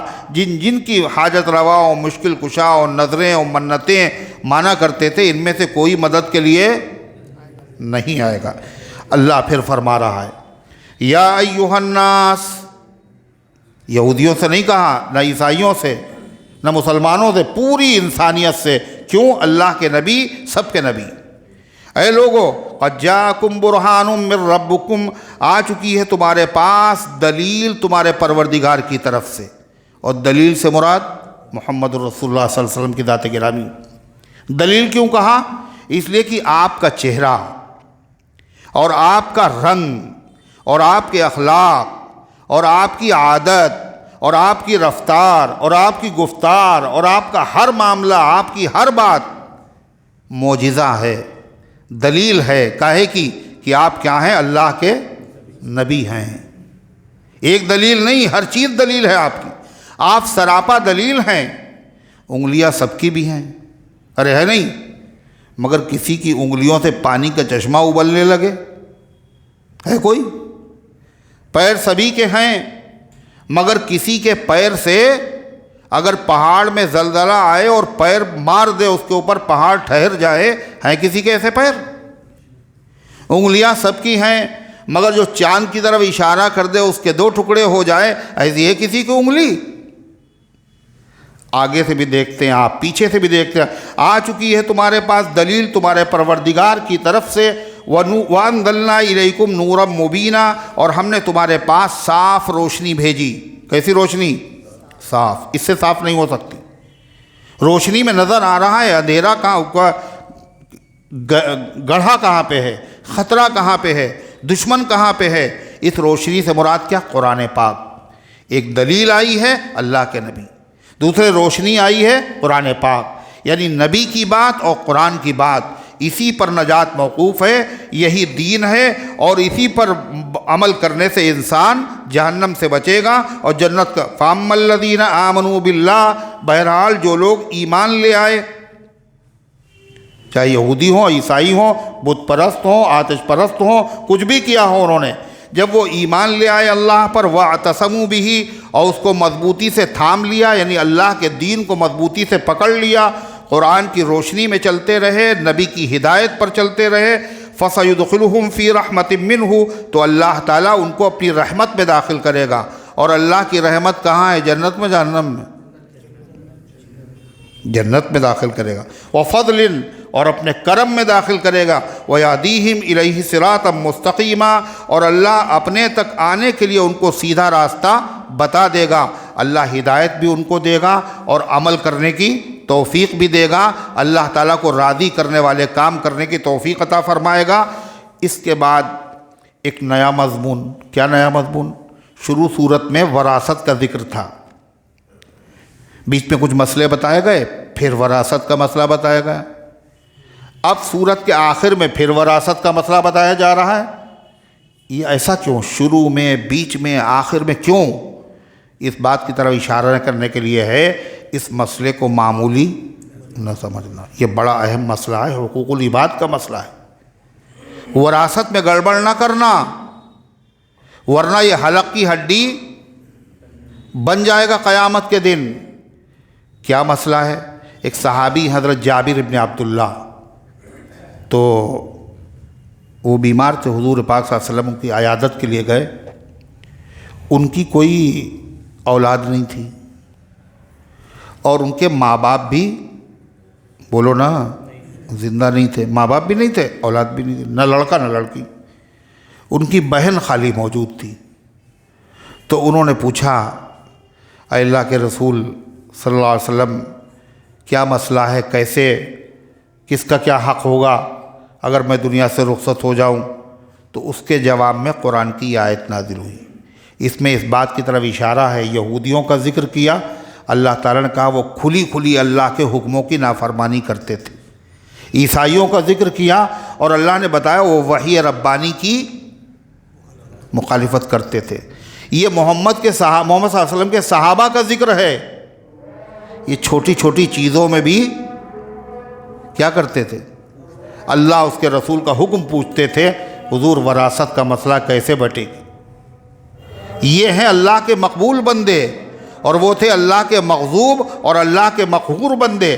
ذرا ذرا سی چیزوں میں قرآن میں کئی جگہ ذکر ہے، کیا؟ وَإِذَا سَأَلَكَ عِبَادِي عَنِّي فَإِنِّي قَرِيبٌ، جب میرے بندے آپ سے پوچھے میرے بارے میں تو بتا دینا کہ میں بہت قریب ہوں۔ کیا پوچھنا تھا صحابہ کو؟ کہ حضور اللہ تعالیٰ دور ہے یا قریب؟ اگر اللہ قریب ہوں تو ہم دھیرے دھیرے دعا کریں، اور اگر دور ہوں تو ہم تیز آواز میں دعا کریں. یہ صحابی پوچھ رہے ہیں اتنی سی بات, اللہ جواب دے رہا ہے کیا؟ وَإِذَا سَأَلَكَ عِبَادِي عَنِّي فَإِنِّي قَرِيبٌ. جب میرے بارے میں میرے بندے میرے بارے میں پوچھیں تو بتا دینا میں بہت قریب ہوں. اجیب دعوت الداع, میں دعا کرنے والے کی دعا کو قبول کرتا ہوں. ہے یسألونک عن الخمر والمیسر, یہ آپ سے پوچھتے ہیں شراب کے بارے میں اور جوئے کے بارے میں, ہے نا؟ یہ بھی بات صحابہ پوچھ رہے ہیں. اور کیا یسألونک ماذا ينفقون, یہ پوچھ رہے ہیں آپ سے کیا خرچ کرے اللہ کے راستے میں, کتنا خرچ کرے اللہ کے راستے میں, کیا خرچ کرے اور کتنا خرچ کرے. ایک ایک چیز معلوم. یہ صحابہ کا حال اور وہ یہود و نصارہ کا حال تھا. صاف صاف باتوں کی مخالفت کرتے تھے اور یہ ہر وقت انتظار میں رہتے تھے کاہے کہ اللہ کا کب حکم آئے اور اس پر ہم عمل شروع کر دیں. یعنی بے قرار بے چین ہیں پہلے سے, بس حکم آیا اور عمل شروع. لن تنالوا البر حتى تنفقوا مما تحبون, تم نیک نہیں بن سکتے جب تک کہ تم پسندیدہ چیز نہ اللہ کے راستے میں خرچ کر دو. قرآن سنا اور صحابہ نے کیا کیا؟ سوچنا شروع کیا سب سے زیادہ پسند چیز ہمیں کیا ہے. ہر ایک نے اپنی اپنی پسندیدہ چیز کو اللہ کے راستے میں قربان کر. یہ صحابہ ہیں. تو اللہ کیا کہہ رہا سنیے, یستفتونک, اے پیغمبر وہ آپ سے فتویٰ پوچھ رہے ہیں. کون؟ صحابہ. یہ صحابہ کا, ہم لوگ کس سے پوچھتے ہیں فتویٰ؟ مفتی سے, اور مفتی میں فتویٰ دیتا ہے. یہ نبی کے صحابہ, ان کا درجہ دیکھو. یہ مسئلہ اللہ کے رسول سے پوچھ رہے ہیں اور فتویٰ کون دے رہا ہے؟ اللہ دے رہا. وہ آپ سے پوچھ رہے ہیں, وہ آپ سے حکم دریافت کر رہے ہیں کلالہ کی میراث کے بارے میں. قل اللہ, آپ کہہ دیجئے اللہ تمہیں حکم دیتا ہے, اللہ تمہیں فتویٰ دیتا ہے فی الکلالہ, کلالہ کے بارے میں. کلالہ کسے کہتے ہیں؟ ایسا شخص جس کے اولاد بھی نہ ہو اور جس کے ماں باپ بھی نہ ہو. اصلی وارث یہی ہوتے ہیں. کون؟ اولاد اور ماں باپ, دونوں نہیں ہیں. اب بہن وغیرہ ہے, بھائی وغیرہ ہے, اس لیے یہ ایسا آدمی کمزور ہوتا ہے. بھئی بیٹا بھی نہیں, بیٹے بھی نہیں, بیٹی بھی نہیں, ماں باپ بھی نہیں, تو معاشرے کا کمزور. کلالہ کے معنی کمزور. تو اس کے بارے میں پوچھ رہے مسئلہ کیسے, کیا حصہ کس کو ملے گا. سنیے اللہ نے فتویٰ دیا. قل اللہ یفتیکم فی الکلالہ, آپ فرمائیے اللہ تمہیں فتویٰ دیتا ہے کلالہ کے بارے میں. ان امرؤ ہلک, اگر کوئی آدمی ہو, مرد ہو, اور اس کے ماں باپ نہ ہوں اور اولاد بھی نہ ہو. ہلک, وہ مر جائے. لیس لہ ولد, نہ ہو اس کی کوئی اولاد, نہ لڑکا نہ لڑکی. قرآن میں اور حدیث میں ہے اس کے ماں باپ بھی نہ ہوں. وَلَهُ أُخْتٌ, اور اس کی صرف ایک بہن ہو. کیا ہو؟ ایک بہن. وہ بہن کیسی ہو؟ سگی بہن ہو. سگی بہن کا مطلب حقیقی بہن. بہنیں تین طرح کی ہوتی ہیں, ہے نا؟ یاد ہے سب کو؟ سب کو یاد ہے نا؟ حقیقی, اللاتی, اخیافی. حقیقی کا مطلب دونوں کے ماں باپ ایک ہیں, اور اللاتی کا مطلب ماں الگ الگ ہے مگر باپ ایک ہے. اور اخیافی کا مطلب باپ الگ الگ ہے مگر ماں ایک ہے. تو یہاں جو ذکر ہے وہ ہر بہن کا نہیں ہے, دو طرح کی بہنوں کا ذکر ہے. کون کون؟ ایک حقیقی, ماں بھی ایک ہو اور باپ بھی ہو. دوسرے اللاتی. اللاتی کا مطلب باپ ایک ہے ماں الگ الگ ہے. اخیافی بہن اگر ہے, صرف ماں شریک, اس کا حکم اس سے پہلے آ چکا, اس کو چھٹا حصہ ملے گا. کتنا؟ وہ نہیں بیان کیا جا رہا ہے. اب یہ سب سمجھنے کی ضرورت ہے. کوئی آدمی یہی خالی ترجمہ پڑھ لے کہ بہن کا تو اتنا ہوتا ہے, وہ قرآن میں لکھا ہوا ہے. تو اس لیے ہر آدمی کتاب دیکھ کر اپنا علاج نہیں کر سکتا, اور کتاب دیکھ کر کے وہ خاندانی باورچی بھی نہیں بن سکتا. بن سکتا ہے, ترکیب تو لکھی ہوئی ہے, بناؤ, اور دردی بھی نہیں ہو سکتا ہے. مگر قرآن پڑھ کے ہر آدمی عالم ہو سکتا ہے نا, ہے نا؟ حدیث پڑھ کر کے, بخاری کا ترجمہ دیکھ کر کے, سب سے مظلوم اور سب سے کم درجے کی چیز یہی ہے کیا؟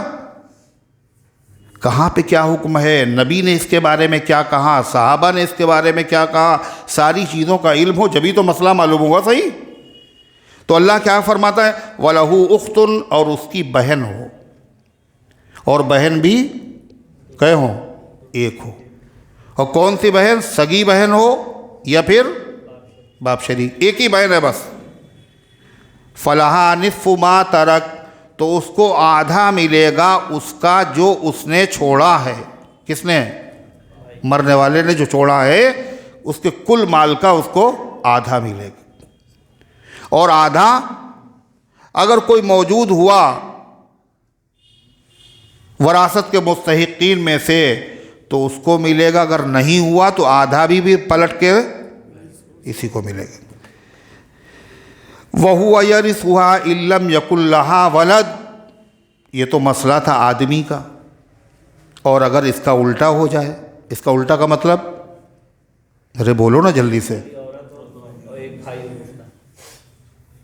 ارے بھائی مر گیا اور بہن تھی ایک ہی، تو یہ مسئلہ تھا۔ اس کا الٹا کیا ہوا؟ بہن مر گئی۔ کون سی بہن؟ نہ جس کے ماں باپ زندہ ہیں، نہ کوئی اولاد زندہ ہے، خالی بھائی ہے۔ تو بھائی کو کتنا ملے گا؟ بہن کو تو ملا تھا آدھا، بھائی کو کتنا ملے گا؟ سنیے، وَهُوَ يَرِثُهَا إِن لَّمْ يَكُن لَّهَا وَلَدٌ، اور وہ اس کے کل مال کا وارث ہوگا اگر نہ ہوئی اس کی اولاد۔ اس بہن کی کوئی اولاد نہیں ہے، ماں باپ بھی نہیں ہیں، اکلوتا بھائی موجود ہے، تو بہن کی جو جائیداد ہے اور جو مال اس نے چھوڑا ہے اس کا وارث اکیلے کون ہوگا؟ بھائی ہوگا۔ بہن اگر ہے تو آدھے کی، اور بھائی اگر ہے پورے۔ اب کیا بچا؟ فَإِن كَانَتْ اثْنَتَيْنِ، اگر ایک بھائی ایک بہنیں تھیں تب تو یہ مسئلہ تھا، اور ہو سکتا ہے کئی بہنیں ہوں تو تب کیا ہوگا؟ سنیے، فَإِن كَانَتْ اثْنَتَيْنِ، اور اگر ہوں وہ دو بہنیں، کتنی؟ دو، فَلَهُمَا الثُّلُثَانِ مِمَّا تَرَكَ، تو ان دونوں کو ملے گا 2/3 اس میں سے جو اس نے چھوڑا ہے۔ بھائی نے جو چھوڑا اس کے کل مال کے 3 حصے کیے گئے، اور 3 حصے میں سے 2 حصے 2 بہنوں کو دے دیے گئے، باقی ایک بچا، کوئی اور اگر کوئی وارث نکل آیا اس کو ملے گا، ورنہ لوٹ کر کے وہ بھی انہیں کو ملے گا۔ فرمایا وَإِن كَانُوا إِخْوَةً، اور تیسری شکل، ایک بھائی تھا ایک بہن تھی تو مسئلہ، اور 2 بہنیں تھیں، 2 بہنیں تھیں صرف وارث، تو الگ مسئلہ۔ اب تیسری شکل، بھائی بھی ہیں اور بہنیں بھی ہیں، اور ایک نہیں ایک سے زیادہ، اب کیا ہوگا؟ سنیے، وَإِن كَانُوا إِخْوَةً، اور اگر وہ بھائی بہن ہو، چند بھائی بہن ہو، رِجَالًا وَنِسَاءً، مرد بھی ان میں ہوں اور عورتیں بھی ان میں ہوں، اب کیسے بٹے گی؟ فَلِلذَّكَرِ مِثْلُ حَظِّ الْأُنثَيَيْنِ، تو مرد کو ملے گا ڈبل اس کا جو 2 عورتوں کو ملتا ہے، مرد کو ملے گا برابر 2 عورتوں کے حصے کے، جو 2 عورتوں کو حصہ ملتا ہے اتنا حصہ اکیلے مرد کو ملے گا، یعنی عورت کو اکہرا اور مرد کو دوہرا ملے گا۔ اللہ فرماتا ہے یہ چھوٹے چھوٹے مسئلے، اگر ایسا ہو جائے تو ایسا، اگر ایسا ہو جائے تو ایسا، اتنے چھوٹے چھوٹے مسئلے اللہ نے اپنی اتنی عظیم اور اہم کتاب میں کیوں بیان کیے؟ یبین اللہ لکم، اللہ تمہارے سامنے یہ بیان کرتا ہے تفصیل کے ساتھ، کاہے کے لیے؟ ان تضلوا، کہیں ایسا نہ ہو تم بھٹک جاؤ، کہیں ایسا نہ ہو تم سے غلطی ہو جائے، کہیں ایسا نہ ہو کسی کا حق مر جائے، کہیں ایسا نہ ہو تم بہک جاؤ۔ اس لیے ہندی کی چندی، صاف صاف مسئلے جن کی بندوں کو ضرورت ہے، اور وراثت میں وہ مارا ماری ہے آج کل ہے، وراثت کو لوگ ایسے سمیٹ کے کھا جاتے ہیں، کچھ پوچھئے نہیں۔ اتنا اہتمام قرآن میں کیوں کیا گیا؟ کہیں ایسا نہ ہو تم اس کے خلاف نہ کرنے لگو، کم علمی کی وجہ سے، لا علمی کی وجہ سے، کہیں تم اسے ہلکے میں نہ لے لینا، یہ معمولی چیز ہے، کوئی مسئلہ نہیں ہے۔ ارے ایک کیا چیز، ایک چمچ ہی تو ہے، ایک چمچ میں کیا ہوگا؟ اس کو سمجھنے کی ضرورت ہے، یہ کتنا اہم مسئلہ ہے۔ حضرت مولانا ڈاکٹر عبدالحی رحمۃ اللہ علیہ، حضرت تھانوی رحمۃ اللہ علیہ کے خلیفہ تھے، بہت بڑے عالم، بہت بڑے بزرگ۔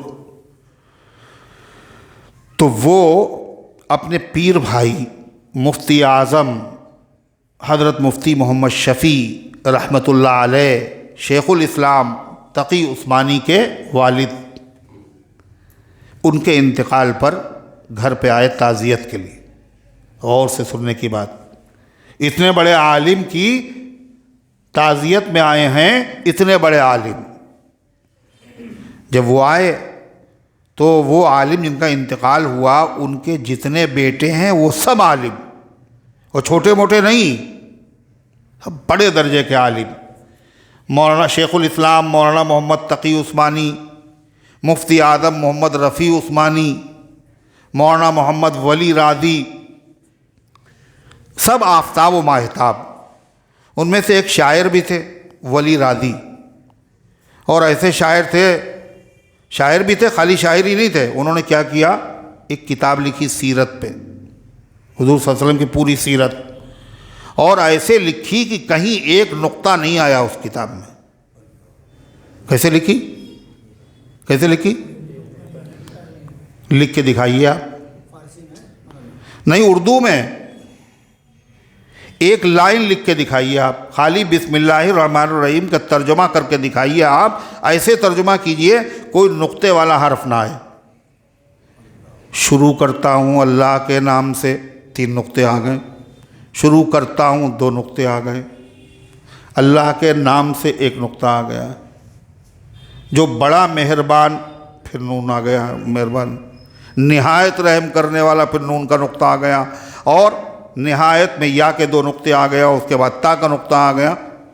کمال ہے۔ اور پوری کتاب لکھنا، اور ولادت سے لے کر کے وفات تک، اور مکی زندگی اور مدنی زندگی، اور اسی طرح معراج کا واقعہ اور بدر کا واقعہ اور احد کا واقعہ، پوری زندگی لکھ دینا، اور کتاب میں کہیں ایک نقطہ نہ آئے، یہ کیا ہے؟ بہت بڑا کمال۔ یہ کس کا کارنامہ ہے؟ مولانا ولی راضی کا۔ کتاب کا نام ہے ہادی عالم، اگر آپ تلاش کریں تو کتب خانے میں مل جائے گی آپ، ہادی عالم۔ پھر اس میں پوری کتاب تو لکھی، اس کے شروع میں نعت لکھی حضور صلی اللہ علیہ وسلم کے اشعار، اور وہ نعت بھی ایسی ہے جس میں کہیں ایک نقطہ نہیں ہے۔ یہ ان کے ایک بیٹے کا حال ہے، دوسرے مفتی رفیع عثمانی، اور تیسرے شیخ الاسلام ہیں، پوری دنیا کے سب سے بڑے عالم مولانا مفتی محمد تقی عثمانی۔ تو یہ ان کے بیٹے، ان کے والد تھے حضرت مفتی محمد شفیع صاحب رحمۃ اللہ علیہ، حضرت تھانوی رحمۃ اللہ علیہ کے خلیفہ، دارالعلوم دیوبند کے اندر انہوں نے پڑھا بھی پڑھایا بھی، بہت بڑے عالم۔ انہوں نے قرآن کی تفسیر لکھی ہے، تفسیر معارف القرآن، 8 جلدوں میں، زبردست کتاب۔ تو غرضے کی مفتی شفیع صاحب کا انتقال ہوا، اب تعزیت کے لیے کون آیا؟ دوسرے بزرگ، ان کا کیا نام تھا؟ ڈاکٹر مولانا عبدالحی عارفی، حضرت تھانوی کے خلیفہ بزرگ۔ کمزوری کا زمانہ، ضعف کا زمانہ، تو کسی نے کہا حضرت یہ خمیرہ رکھا ہے گاؤزما، یہ حضرت مفتی صاحب کھاتے تھے خمیرہ گاؤزما سادہ، یہ کمزوری کا علاج ہے، آدمی کو جسمانی کمزوری محسوس ہو تو خمیر گاؤزما سادہ 1 چمچ کھا لے تو عام طور پر اس کی کمزوری ختم ہو جاتی۔ تو کہا حضرت مفتی صاحب یہ کھایا کرتے تھے، اور آپ کو کمزوری بہت محسوس ہو رہا ہے، اب چل کے آئے ہیں، تھک گئے ہیں، یہ کھا لیجئے۔ تو مولانا عبدالحی صاحب نے فرمایا یہ مفتی صاحب کی امانت ہے، ملکیت ہے، ان کا انتقال ہو گیا، یہ وراثت میں آ گیا، لہذا اس کا 1 چمچ بھی میرے لیے کھانا حرام ہے۔ 1 چمچ بھی کیا ہے؟ حرام ہے۔ کیوں؟ یہ وراثت ہے۔ اتنا اہم مسئلہ، بہنوں کا حق ہی نہیں دے رہے ہیں۔ باپ کی جائیداد میں کتنے لوگ ایسے ہیں، انہوں نے شادی کر تو دی تھی، جہیز میں دے دیا، اب جائیداد میں بھی تھے۔ اچھا جائیداد میں تو حق ہوتا ہے بہن کا، مگر کاروبار میں نہیں ہوتا، اپنی طرف سے مسئلے بنائے۔ اتنا اہتمام کیوں ہے؟ فرمایا کہ یہ حلال نہیں، 1 چمچ بھی کھانا حلال نہیں، اور یہاں کئی بیگھا اور کئی اسکوائر فٹ زمینیں ہدم کر گئے، ڈکار بھی نہیں لی، اور کوئی مسئلہ بھی نہیں، جیسے مکھی ناک پہ بیٹھی اور اڑا دیا اس کو۔ تو وہ چونکہ سب علماء تھے، انہوں نے کیا کہا، حضرت مانا کہ تقسیم جائیداد نہیں ہوئی ہے مگر ہم سب بالغ ہیں۔ اس سے کیا مسئلہ معلوم ہوا، اگر وارثین میں کوئی نابالغ ایک بھی اگر ہے اور ابھی بٹوارا نہیں ہوا اور سب کہیں کہ یہ لے لیجئے آپ، اتنا مسجد میں دے دیے، اتنا مدرسے میں دے دیے، کا جائز نہیں۔ ایک نابالغ اگر ہے، اگر وہ اجازت دے دے، اجازت کے بعد بھی استعمال کرنا حرام ہے، اس کی اجازت کا اعتبار ہی نہیں۔ یہ جانماز کفن میں نکالی جاتی نا، کفن میں جانماز، یہ کیا ہے؟ یہ ناجائز ہے۔ اگر میت کے پیسے سے ہے تو ناجائز ہے، اس پہ نماز پڑھائیں گے لوگ کھڑے ہو کر کے۔ اس لیے تو ابھی تقسیم جائیداد نہیں ہوئی ہے، اس کے مال کا یہ پیسہ ہے، اتنا ہی استعمال کرو جتنی ضرورت ہو۔ جہاں نماز کی ضرورت نہیں ہے جنازے کی نماز میں، تو کیوں نکالی آپ نے؟ یتیم کا مال آپ نے بلا ضرورت استعمال کیا۔ اور یہ سب کر رہے ہیں، سمجھ رہے ہیں، یہ سب وہ کر رہے ہیں جو تہجد پڑھتے ہیں، اشراق پڑھتے ہیں، اوابین پڑھتے ہیں، اور کس زمانے سے جو ہے وہ دینی کتاب پڑھتے ہیں اور تسبیحات پڑھتے ہیں اور اپنے آپ کو دیندار سمجھتے ہیں، اور سب کا وہاں ہو رہا۔ کیوں ہو رہا یہ سب؟ لکھے گا کل کے حسرت، دنیا کی ہسٹری میں اندھیر ہو رہا تھا بجلی کی روشنی میں۔ اللہ قرآن میں کیا کہہ رہا ہے؟ تو انہوں نے کیا کہا، ہم سب بالغ ہیں، ہم سب اجازت دے رہے ہیں کہ حضرت ایک چمچ کھا لیجئے۔ تب انہوں نے ایک چمچ کھایا۔ یہ وراثت کا مسئلہ اللہ تعالیٰ نے شروع صورت میں وراثت کا مسئلہ، درمیان میں وراثت کا مسئلہ، آخر ختم کیا ہے سورہ نساء کو کہے پر وراثت کے مسئلے پر، کاہے کے لیے؟ تاکہ اس مسئلے کو کوئی آدمی ہلکا نہ سمجھے۔ اللہ فرماتا یبین اللہ لکم ان تضلوا، اللہ تمہارے سامنے اس کو اس لیے بیان کر رہا ہے تم گمراہ نہ ہو جاؤ، تم بہک نہ جاؤ، تم غلطی میں مبتلا نہ ہو جاؤ، اور اس کو معمولی غلطی نہ سمجھنا۔ اللہ غفور الرحیم ہے، اللہ معاف کرنے والا ہے۔ نہیں، یہ حقوق العباد میں سے ہے، جب تک بندے معاف نہ کریں گے اللہ بھی معاف نہیں کرے گا۔ اللہ فرماتا واللہ بکل شیء علیم، اور اللہ ہر چیز کو جانتا ہے، کس نے وراثت میں گڑبڑی کی ہے اور کس نے پورا حق ادا کیا ہے، یہ اللہ کو پتہ ہے۔ دنیا کو نہیں معلوم چچا نے کیا کیا اور بھائی نے کیا کیا، اور اس نے بھی نہیں کہا میرے ساتھ یہ ہوا، لیکن اللہ کو سب پتہ ہے، اور قیامت کے دن ایک ایک چیز کا حساب دینا ہوگا۔ اللہ تبارک و تعالی ہم سب کو قرآنی احکامات کو جاننے کی بھی توفیق عطا فرمائے اور ماننے کی بھی توفیق عطا فرمائے، اور اللہ اس کے اوپر عمل کی بھی توفیق عطا فرمائے، اس کی روشنی میں اللہ زندگی گزارنے کی توفیق عطا فرمائے، اور جو غلطیاں ہوئی ہیں اللہ اس کو معاف فرمائے۔ اللہ کی مہربانی سے سورہ نساء مکمل ہو گئی۔ اس کے بعد جو سورت آ رہی ہے چھٹے پارے کی، اس کا نام ہے سورہ مائدہ۔ سورہ مائدہ یہ کیا ہے؟ نامحرم کا جھوٹا کھانا پینا کیسا ہے؟ بلا ضرورت نہ کھائیے، اگر ضرورت ہو تو کھا سکتے ہیں، حرام و ناجائز نہیں۔ کنڈے کی ٹکیا صرف کس کے کہنے سے کھا لینا کیسا ہے؟ کسی کے کہنے سے۔ کنڈے کی ٹکیا، ابھی تو کنڈے آئے بھی نہیں، آج تو 13 رجب ہے نا، 22 رجب کو ٹکیا کیا بنیں گی؟ اچھا 13 میں بنتی ہے؟ اچھا تو آپ ہی نے پوچھا ہے کیا؟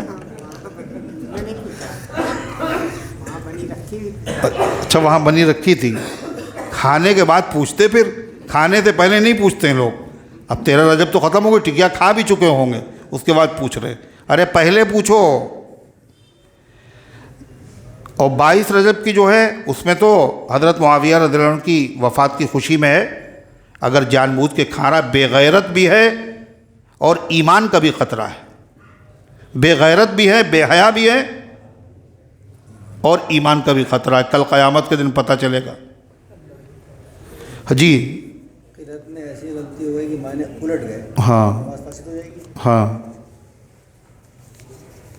لیکن یہ پتہ کیسے چلے گا معنی الٹ گئے؟ ارے پھر وہی یہ نہیں اس وقت نہیں پوچھ رہے ہم، ہر آدمی تو نہیں جانتا، یہ تو عالم ہی جانتا ہے۔